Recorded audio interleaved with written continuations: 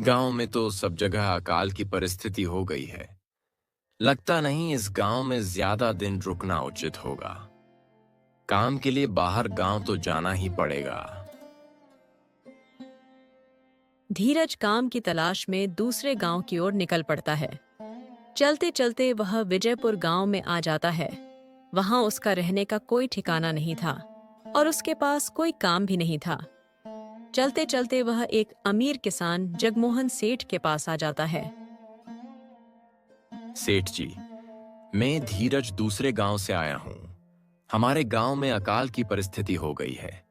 लोगों के खेत सूखे पड़े हैं। गांव में लोग बूंद बूंद पानी के लिए तरस रहे हैं। अगर मुझे आपके पास कुछ काम मिल जाएगा तो आपकी बहुत कृपया होगी। अरे अरे, लगता है तुम्हारी हालत बहुत खस्ता हो गई है। ठीक है, वैसे मेरे पास एक काम तो है, पर लगता नहीं कि तुम कर पाओगे। सेठ जी, आप चिंता ना करें। मुझे आप कोई भी काम दे सकते हैं। मैं वो काम पूरी मेहनत और ईमानदारी से करूंगा। अच्छा ठीक है धीरज, तो कान खोलकर सुन लो। मेरे पास 20 गायें और 20 भैंस हैं। तुम्हें हर रोज सुबह शाम उन्हें चारा पानी देना होगा। महीने में तुम्हें इस काम के 200 रुपए मिलेंगे। और हाँ, 2 वक्त का खाना भी दिया जाएगा। बोलो, क्या तुम ये काम कर पाओगे? अरे बाप रे, 20 गायें और 20 भैंसों को संभालना आसान काम नहीं है। पर अब मैं कुछ कर भी तो नहीं सकता। और ऊपर से सेठ जी 2 वक्त का खाना भी दे रहे हैं। ठीक है सेठ जी, मैं यह काम कर लूंगा। पर एक विनती है। हाँ बोलो धीरज, क्या बात है? सेठ जी, अगर आपको समस्या ना हो तो क्या मैं आपकी गायों के साथ गौशाला में रह सकता हूं? सेठ जी, मैं इस गांव में नया हूं। मेरा रहने का कोई ठिकाना नहीं है। जगमोहन सेठ थोड़ी देर तक सोचता है और धीरज से कहता है। ठीक है धीरज, तुम गायों के साथ गौशाला में रह सकते हो। तब से धीरज गौशाला में रहकर अपना काम करने लगा। वह रोज जल्दी उठकर गायें और भैंसों का गोबर निकालता और उन्हें चारा डालता और समय पर पानी भी पिलाता था। एक दिन जगमोहन सेठ धीरज को बुलाकर कहता है। धीरज, मुझे तुम्हारा काम बहुत पसंद आया है। तुम गाय भैंसों का अच्छा ख्याल रख रहे हो, इसीलिए दूध की गुणवत्ता भी बढ़ गई है और गायें पहले से ज्यादा दूध भी दे रही है। इसीलिए मैं आज से तुम्हारी तनख्वाह बढ़ाकर पूरे 400 रुपए कर रहा हूं। आपका बहुत धन्यवाद सेठ जी। कुछ दिन ऐसे ही बीतने लगते हैं। धीरज अपना काम पूरी मेहनत और ईमानदारी से करता। धीरज के पास अच्छा खासा रुपया जमा हो जाता है, जिससे वह अपने लिए छोटी सी रहने लायक एक झोंपड़ी बना लेता है। उस गौशाला में सो सोकर नाक से गोबर की गंध अभी तक नहीं जा रही है। अब आखिरकार मुझे अपने घर में चैन से सोने को तो मिलेगा। एक दिन धीरज जगमोहन सेठ के पास आता है और कहता है। सेठ जी, आजकल गांव में चोरी की समस्या बहुत बढ़ गई है और मेरे पास कुछ रुपए भी जमा है जो मैंने घर पर रखे हुए हैं। आपको तो पता ही है कि मैं दिन भर आपके पास ही काम करता हूं और सिर्फ रात में ही सोने के लिए जाता हूं। इसीलिए मुझे रोज उन पैसों की चिंता सताती है। हाँ धीरज, तुम बात तो बिल्कुल सही कह रहे हो। आए दिन गांव में चोरी के किस्से सामने आ रहे हैं और दिन भर तो तुम्हारा घर खाली ही रहता है, तो चोरी होने की संभावना तो जरूर है।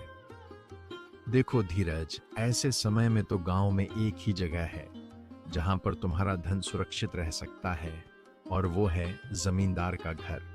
इस गांव के जमींदार बहुत ही ईमानदार और दयालु है, ऐसा मैंने कुछ लोगों से सुना है। और उनके घर पर बहुत सारे पहरेदार भी हैं, तो चोरी होने की संभावना बहुत कम है। ठीक है सेठ जी, फिर तो मैं आज ही जाकर जमींदार जी से बात करता हूँ। उस दिन धीरज जमींदार के घर उनसे बात करने जाता है। अरे अरे रुको, कहाँ अंदर जा रहे हो? जी, मुझे जमींदार जी से मिलना है। मुझे उनके पास कुछ पैसे रखने थे। बस इसी काम के लिए आया था। अच्छा ठीक है, तुम अंदर जा सकते हो। धीरज अंदर आकर जमींदार जी से कहता है। नमस्ते जमींदार जी, मैं धीरज जगमोहन सेठ के यहाँ काम करता हूँ। कुछ साल पहले ही मैं दूसरे गांव से आया था। हाँ बोलो धीरज, क्या बात है? जमींदार जी, मैं सालों से जगमोहन सेठ के पास काम कर रहा हूँ और मैंने कुछ रुपए भी जमा कर लिए हैं। पर बात यह है कि गांव में चोरी की समस्या बहुत बढ़ गई है, तो मुझे अपने रुपए घर में रखने से डर लग रहा है।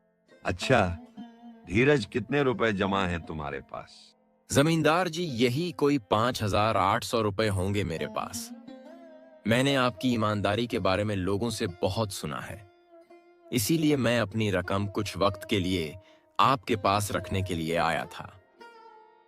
हाँ धीरज, तुमने बिल्कुल सही सुना है।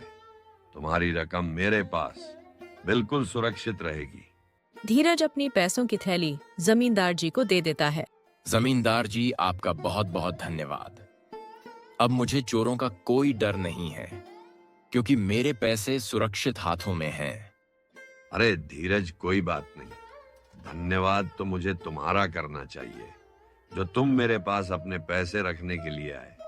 धीरज अपने पैसे जमींदार को देकर अपने घर चला जाता है। हाँ धीरज, तुम्हारे पैसे मेरे हाथों में ही अच्छे लगते हैं। ऐसे ही धीरज ईमानदारी से जगमोहन सेठ के यहाँ काम कर रहा था। देखते ही देखते 2 साल बीत जाते हैं। एक दिन धीरज सोचता है, अब बहुत साल हो गए जगमोहन सेठ के यहाँ काम करते हुए। वैसे जगमोहन सेठ तो बहुत ही अच्छे इंसान हैं, पर सोच रहा हूं कि अपनी कुछ जमीन लेकर उस पर मेहनत करूं, तभी मैं बड़ा आदमी बन सकता हूं। अब जो कुछ पैसे मेरे पास हैं और जो जमींदार जी को संभालने के लिए पैसे दिए थे, उन्हें जमा करके थोड़ी जमीन खरीद लूंगा। आज ही जमींदार जी से मिलने जाता हूं और अपने पैसे मांगता हूं। यह सोचकर धीरज जमींदार जी से मिलने के लिए चला जाता है।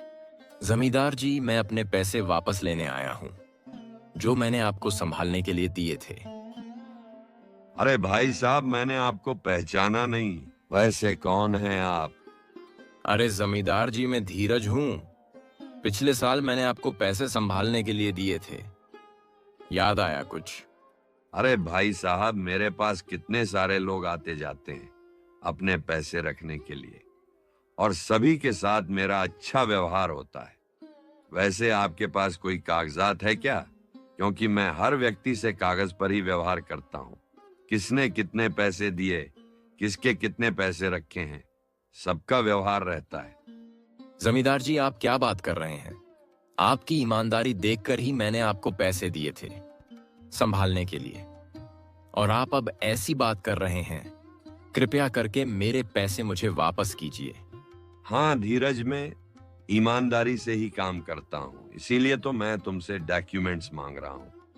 क्या तुम्हें पता नहीं कि जब तुम किसी से पैसे का व्यवहार करते हो तो तुम्हें कागजात दिखाने पड़ते हैं? तुम किसी से भी पूछ सकते हो। नहीं जमींदार जी, मैं आपके पैर पड़ता हूं, कृपया करके मुझे मेरे पैसे दे दीजिए। बड़ी मेहनत से मैंने वो पैसे जमा किए थे, मुझ पर ऐसा अन्याय ना करें। अरे क्या ये झूठ मूठ कर रोना धोना लगाया है? लगता है तुम ढोंगी हो और मेरी ईमानदारी और भोलेपन का फायदा उठाकर मुझसे मेरे पैसे हड़पना चाहते हो। रुक, तुझे अभी सबक सिखाता हूँ। जमींदार अपने नौकर को बुलाकर धीरज की पिटाई करने को कहता है। इसे तब तक मारो जब तक यह बेहोश ना हो जाए। इस 2 कौड़ी के आदमी ने मेरी ईमानदारी पर सवाल उठाया है, इसे छोड़ना मत। धीरज निराश होकर अपने घर चला जाता है। अगले ही दिन धीरज के घर सेठ आ जाता है और कहता है, अरे क्या हुआ धीरज, 2 दिन से काम पर क्यों नहीं आ रहे हो? क्या बताऊं सेठ जी, मैं जमींदार जी के पास गया था अपने पैसे लेने, जो मैंने पिछले साल जमींदार जी को संभालने के लिए दिए थे। जमींदार बहुत ही लालची इंसान है, वो लोगों को ठग रहा है, और अब मुझे जमींदार जी ने पहचानने से भी मना कर दिया है। मुझे माफ कर दो धीरज, मैंने ही तुम्हें जमींदार के पास पैसे रखने के लिए कहा था। तभी मैं कहूं कि उसकी संपत्ति इतनी जल्दी जल्दी क्यों बढ़ रही है। धीरज, मेरे पास एक तरकीब है जिससे मैं तुम्हारे पैसे वापस दिला सकता हूं। सेठ धीरज को सारी तरकीब बता देता है। अगले दिन सेठ जमींदार के पास बहुत सारे पैसे रखने के लिए चला जाता है। अरे जगमोहन सेठ, आज आप खुद यहाँ? बोलो भाई, इस गरीब के यहाँ कैसे आना हुआ? जमींदार जी, मैं कुछ दिन के लिए व्यापार करने दूसरे राज्य जा रहा हूँ। ये पूरे 50,000 रुपए हैं। मुझे डर है कहीं ये चोरी ना हो जाए। क्या आप मेरे सारे पैसे अपने पास संभाल कर रख सकते हो? आपके सिवाय मैं इस गांव में किसी पर भी भरोसा नहीं कर सकता। अरे जगमोहन सेठ, यह भी कोई पूछने की बात है? आपके पैसे मेरे पास बिल्कुल सुरक्षित रहेंगे। आप बाहर व्यापार करने जा सकते हैं। इस बार तो बड़ी मछली हाथ लगी है। ऐसा मौका बार बार नहीं मिलता। इस बार भारी माल हाथ लगने वाला है। तभी वहां पर धीरज आ जाता है। मुझे माफ करना धीरज, मैं तुम्हारे पास ही आने वाला था। उस दिन तुम्हें पहचान नहीं पाया। इतने सारे लोग मेरे पास आते जाते हैं तो जरा परेशानी होती है, पर मैं अपनी बातों का बड़ा पक्का हूँ। रुको, मैं तुम्हारे अभी सारे पैसे वापस देता हूँ। जमींदार धीरज को पैसों की थैली दे देता है। तभी पीछे से सेठ का नौकर आ जाता है और कहता है, मालिक, अब आपको बाहर व्यापार करने जाने की कोई जरूरत नहीं है, क्योंकि बाहर राज्य से संदेश आया है। वह लोग खुद ही हमारे गांव आ रहे हैं। अरे यह तो बहुत बढ़िया बात हुई। सुन रहे हो जमींदार जी, व्यापारी यहाँ आ रहे हैं। अब मुझे नहीं लगता तुम्हारे पास पैसे रखने का कुछ मतलब होगा। हाँ, पर अगली बार तुम्हारे पास ही आऊंगा। इतना कहकर सेठ और उसका नौकर वहां से चले जाते हैं। धत्तेरी की, ये क्या हो गया? ये पैसे तो चले गए, और जो धीरज के 5,800 रुपए हड़प लिए थे वे भी चले गए। आपका बहुत बहुत धन्यवाद सेठ जी। अगर आज आप नहीं होते तो मेरी सारी जमा पूंजी वो जमींदार हड़प लेता। कोई बात नहीं। धीरज जो मेहनत और ईमानदारी से काम करता है उसका कभी बुरा नहीं होता, और जो हराम की कमाई खाता है उसका कभी अच्छा नहीं होता।